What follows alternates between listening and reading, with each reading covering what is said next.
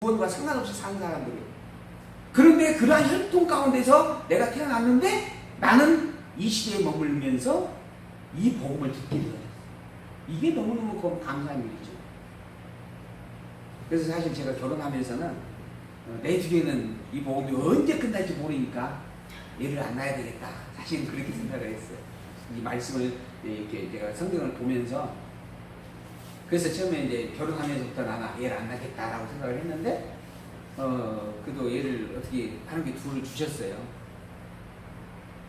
그러고 나서 이제 그 뒤에 소망이 그러면 이 애들에게라도 내가 어느 때까지 계속 이렇게 성경을 보고 또 그것을 전하고 가르칠 수 있을지 모르지만 이 애들에게만큼이라도 내가 할 수 있는 부분에 있어서 최대한 말씀을 전달을 하고 전파하는 부분으로 이렇게 해줘야 되겠다. 나에게 주셨으니까 하는 생각을 이제 하게 되어졌는데 그러면서 한편으로는 그래도 나는 그나마 다행이고 아직 너희 시대에까지는 복음이 있어서 다행인데 그 이후의 시대에는 얼마나 참 힘든 삶이 되어질 것인가. 오늘 아까 오면서도 교회 오면서도 우리 권사님을 모시고 오면서 이야기했지만은 제가 이런 더위를 처음 느껴보는 것 같아요. 작년에도 이렇게 더위를 안 느꼈던 것 같아요. 근데 올해는 이게 제가 작년까지는 에어컨 없이 살았거든요. 근데 올해는 제가 스스로 에어컨을 켜게 되더라고요. 그래서 이제 점점 이렇게 뜨거워지는 거죠. 이러한 세상이 지금보다 더 심해질 거예요. 그래서 이후에 살아갈 세대에는 참으로 힘들 것이다. 더더구나 그것이 먹는 것으로 말미암아 기갈함이 아니요 하나님의 말씀이 없음으로 기갈함이라. 이게 지금 다음 저 선지서에 나옵니다. 소선지서에 나와지는 이야기인데요. 그런 시대에 머물러 갈 수밖에 없는 부분들이어서 그래서 그나마 이것을 생각할 때마다 또 더 감사하게 되어지는 부분들을 생각을 해보았습니다. 하나님께서 북이스라엘 백성들을 버리겠다는 말씀 10장 그렇게 예뻐했던 그런 그들을 하나님께서 때리겠다라고 하는 그런 말씀, 그들이 다 우상을 숭배했기 때문이고 하나님을 잃어버렸기 때문이다 하는 그런 말씀의 증거 내용을 보았습니다. 10장 9절 이스라엘아 내가 기브아의 시대로부터 범죄하였거늘 기브아에 서서 흉악한 족속을 치는 전쟁을 거기서 면하였도다. 내가 원하는 때에 저희를 징계하리니 저희가 두 가지 죄에 걸릴 때에 만민이 모여서 저희를 치리라. 에브라임은 마치 길들인 염소 같아서 곡식밟기를 좋아하나 내가 그 아름다운 목에 멍에를 메우고 그 위에 사람을 태우리니 유다가 밭을 갈고 야곱의 흙덩이를 깨뜨리리라. 여호와 하나님께서 때가 되어지면 두어 가지 죄로 인하여서 이 백성들을 때리고 멸하겠다. 그런 말씀입니다. 12절 너희가 자기를 위하여 의를 심고 긍휼을 거두라. 지금이 곧 여호와를 찾을 때니 너희 묵은 땅을 기경하라. 마침내 여호와께서 임하사 의를 빛처럼 너희에게 내리시리라. 너희는 악을 번갈아 죄를 거두고 거짓 열매를 먹었나니 이는 내가 내 길과 내 용사의 많음을 의뢰하였습니다. 이게 사람을 의지하고 가진 재물을 의지하고 권력을 의지하고 하나님을 버렸다라고 하는 거죠. 근데 그것이 다 악을 행하는 일들이었고 거짓으로 가는 길들이었다라고 하는 그런 이야기입니다. 그러한 것들을 버리고 하나님의 의를 찾고 하나님을 기억하라고 하는 그런 촉구의 말씀이죠. 그러나 그러지 못함으로 그 백성들은 다 벌할 것이다 라는 말씀이 기록이 되어져 가는 부분들입니다. 11절에서 11장에서 14장까지 회복에 대한 이유와 백성의 회복을 약속해 주시는 말씀이 담겨집니다. 이렇게 때리겠다라고 하는 말씀과 더불어서 이제 그럼에도 불구하고 결국에는 구원해 주겠다라고 하는 말씀이 함께 기록되어져 가는 그러한 내용의 본문입니다. 1절에서 7절 어렸을 때부터 사랑하였으나 백성이 알지 못하고 우상을 섬기다가 패망한다. 이스라엘이 어렸을 때 내가 사랑하여 내 아들을 애굽에서 불러내었거늘 선지자들이 저희를 부를수록 저희가 점점 멀리하고 바알들에게 제사하며 아로새긴 우상 앞에서 분향하였느니라. 끊임없이 하나님께서 그들을 사랑하고 끊임없이 선지자를 통해서 불렀건만 그 백성들은 계속해서 하나님을 점점 멀리 떠났고 바알들에게 절을 했다. 그러나 내가 에브라임에게 걸음을 가리키고 내 팔로 안을지라도 내가 저희를 고치는 줄을 저희가 알지 못하였다. 그렇게 끊임없이 범죄함에도 불구하고 하나님은 또 계속해서 그들을 품어주었고 안아주었고 걸음을 가르쳐 주었었다. 그런데도 저희는 하나님에 대해서 알려고 하지 않았다. 하나님을 몰랐다라고 하는 겁니다. 이게 타락된 인간의 어떤 당연한 죄의 속성들이다라고 그렇게 보여지는 부분들입니다. 저희가 애굽 땅으로 다시 가지 못하였거늘 내게 돌아오기를 싫어한다. 애굽 땅으로 다시 갈 수도 없어요. 그런데도 여호와 하나님께 돌아오기를 싫어해요. 그만큼 여호와 하나님과 담을 싸고 살았다 하는 이야기입니다. 사실 하나님의 사랑을 받다가 하나님을 떠나게 되어졌어요. 근데 떠나갈 그곳이 없어지면 당연히 집이 그리워서 집으로 돌아와지는 것이 희귀거든요. 근데 유다 백성들은, 이스라엘 백성들은 그러지도 않았다는 거예요. 얼마나 악하였는가라는 이야기입니다. 결국 그래서 아수르에 의해서 진멸되어진다라고 하는 거죠. 11장 8절 에브라임이여 내가 어찌 너를 놓겠느냐, 이스라엘이여 내가 어찌 너를 버리겠느냐. 그런 백성들이지만 하나님께서 버릴 수 없다, 버리지 않겠다라고 하는 거죠. 내 마음이 내 속에서 돌아서 나의 긍휼이 온전히 불붙듯 한다. 내가 긍휼을 너희들에게 반드시 베풀어 주겠다 하는 말씀입니다. 내가 나의 맹렬한 진노를 벌하지 아니하며 내가 다시는 에브라임을 멸하지 아니하리니 이는 내가 사람이 아니고 하나님이기 때문에 그렇다. 사람 같았으면 다시는 내가 그 꼴 안 보겠다라고 아예 내치고 버려버리고 끝내버렸을 일인데, 내가 사람이 아니기 때문에, 내가 하나님이기 때문에, 곧 여호와이기 때문에 내가 너희들을 영원히 버리거나 놓지 않겠다라고 하는 그런 말씀입니다. 10절 저희가 사자처럼 소리를 바라는 여호와를 쫓을 것이라. 여호와께서 소리를 바라시면 자손들이 석변에서부터 떨려오되 저희가 애굽에서부터 새같이 아수르에서부터 비둘기같이 떨려오리니 내가 저희로 각 집에 머물게 하리라. 나 여호와의 말입니다. 여호와 하나님께서 그 백성을 다 불러들이고 다시 회복하게 하겠다. 이것이 바로 여호와 하나님의 말이다 라고 선포를 해줍니다. 반드시 이루어주겠다라고 하는 그런 말씀이죠. 12절 에브라임은 거짓으로 이스라엘 족속은 괴일로 나를 에워쌌고 유다는 하나님과 신실하시고 거룩하신 자에 대하여 정함이 없다. 정말 어느 한 1.1획도 흠이 없어야 되는 것이 사실은 우리의 소명인데, 흠이 없는 게 아니고 정말 선이 단 하나도 없었다, 이런 의미의 내용입니다. 정함이 없다. 에브라임은 바람을 먹으며 동풍을 따라가며 가서 날마다 거짓과 포악을 더하며 아수르와 계약을 맺고 기름을 애굽에 보내었다. 여호와께서 유다와 정변하시고 야곱의 소유대로 벌주시며 그 소유대로 보응할 수밖에 없지 않겠느냐 하는 말씀이죠. 야곱이 태에서 그 형의 뒷발꿈치를 잡았고 또 작년에 하나님과 힘을 겨루되 천사와 힘을 겨루어 이기고 울며 그에게 간구하였으며 하나님은 베델에서 저를 만났고 거기서 우리에게 말씀하셨다. 저는 만군의 여호와 만군의 하나님 여호와시라. 여호와는 그의 기념의 칭훈이라. 그는 만군의 하나님이시고 그 이름이 여호와이다. 그 기념의 칭호를 가졌다라고 하는 거죠. 하나님께서 이렇게 어렸을 때 애적에 야곱을 사랑하였고 이스라엘 백성들을 사랑하였었다. 그런즉 너희 하나님께로 돌아와서 인애와 공의를 지키며 항상 너희 하나님을 바라봐라. 당연한 일이다 하는 거죠. 그런데 백성들은 그러지 않습니다. 끊임없이 죄만 범하고 살아갑니다. 저는 상고연을 손에 거짓 저울을 가지고 사취하기를 좋아하는도다. 상인이에요. 근데 정상적으로 그 올바른 기준을 가지고 이렇게 장사를 하는 게 아니에요. 사람은 속임해서 장사를 하는 겁니다. 에브라임이 말하기를 나는 실로 부자라 내가 정을 얻었는데 물은 나의 수고한 중에서 죄라 할 만한 불의를 발견할 자가 없으리라. 당당히 이야기해. 나는 내가 잘못하면서 나는 속이면서 장사를 해본 적이 단 한 번도 없다 라고 이야기한다는 거죠. 그런데 내가 애굽 땅에서 나옴으로부터 나는 내 하나님 여호와라. 내가 너로 다시 장막에 거하게 하기를 명절이라 하던 것 같게 하리라. 그렇게 나는 죄를 범한 적이 없다라고 이야기하지만은 실상 손에 거짓 저울을 가지고 일을 취하였던 것이 너희들이었다. 그러나 그럴지라도 내가 애굽 땅에서 너희를 이끌어내는 하나님으로서 너희들을 다시 회복하고 구원해 주겠다 하는 말씀입니다. 내가 여러 선지자들에게 말하였고 이상을 많이 보였으며 선지자들이 빙자에 비유를 베풀었다. 이미 내가 이렇게 하겠다라고 수없이 이야기했었던 이야기들이다. 하는 이야기 말씀이죠. 그래서 내가 비록 너희들이 범죄하고 너희를 때리게 되어지지만 그러나 멸망시키지 않고 다시 회복해 주겠다.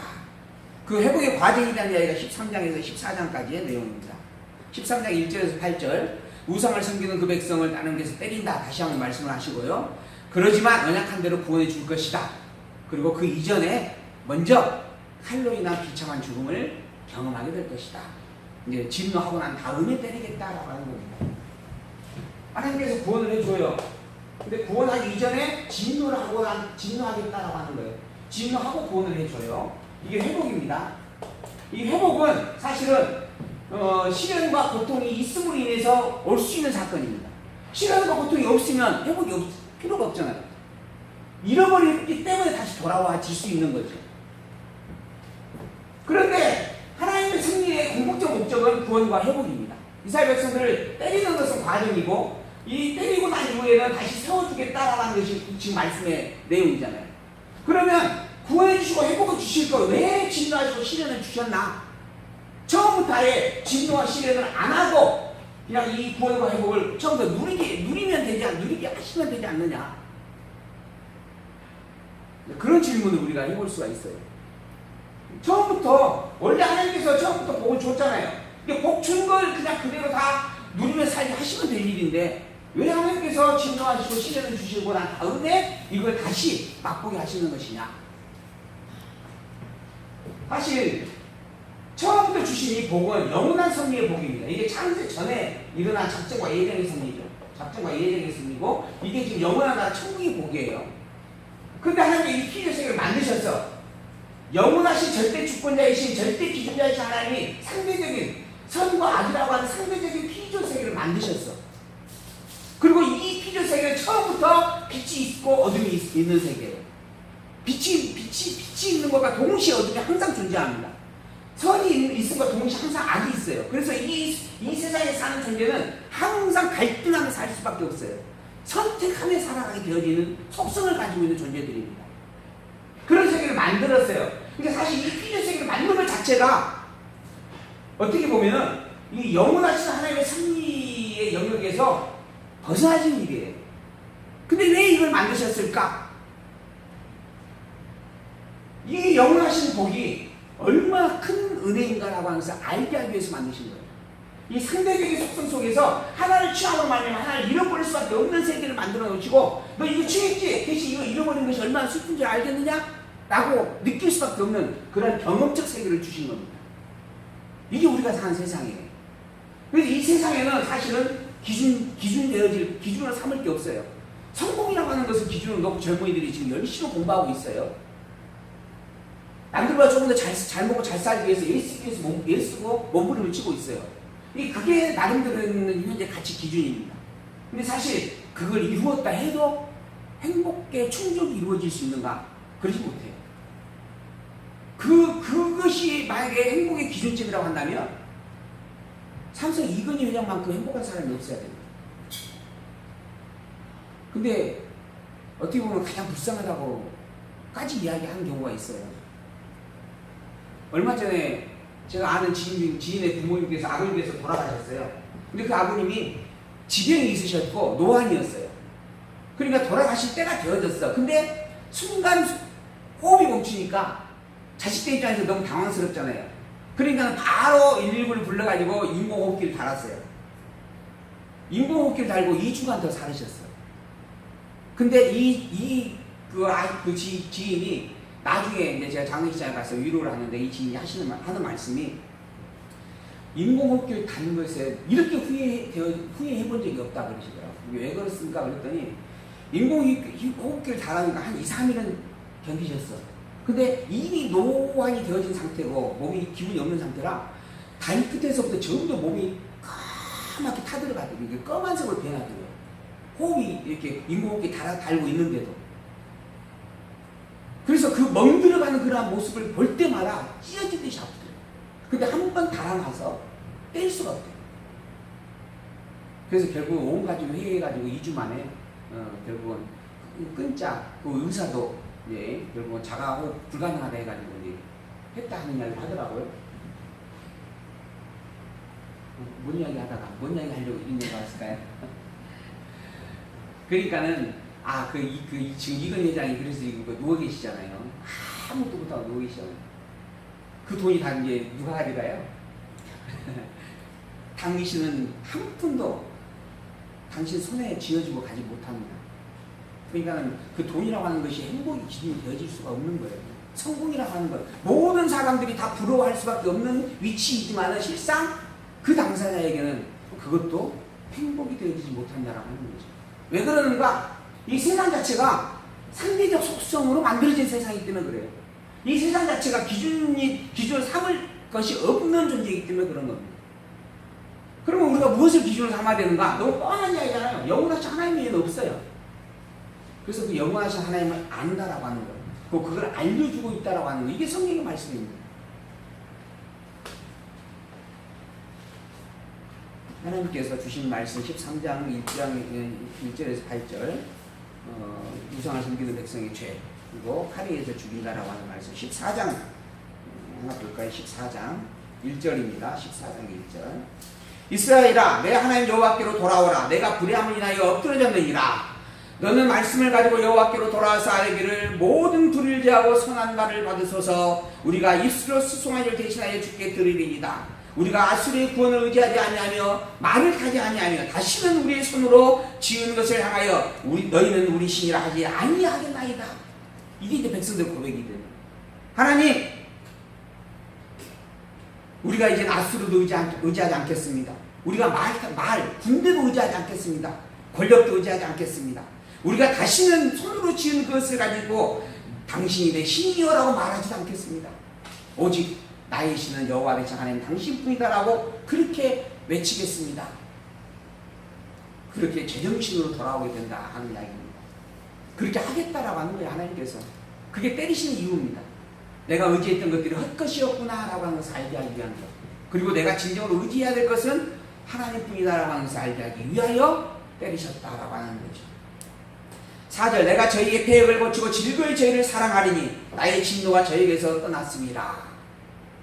하나님께서 이제 그 진노의 때를 거두고 이제 회복의 때로 그들을 이끌어 가겠다 하는 그런 말씀이죠. 9절입니다. 14장 9절 누가 지혜가 있어서 이런 일을 깨달으며 누가 총명이 있어서 이런 일을 알겠느냐. 여호와의 도는 정직하니 의인이라야 그 도에 행하리라. 그러나 죄인은 그 도에 넘어지리라. 선지자를 통하여서 주시는 이 호세아서 마지막 구절입니다.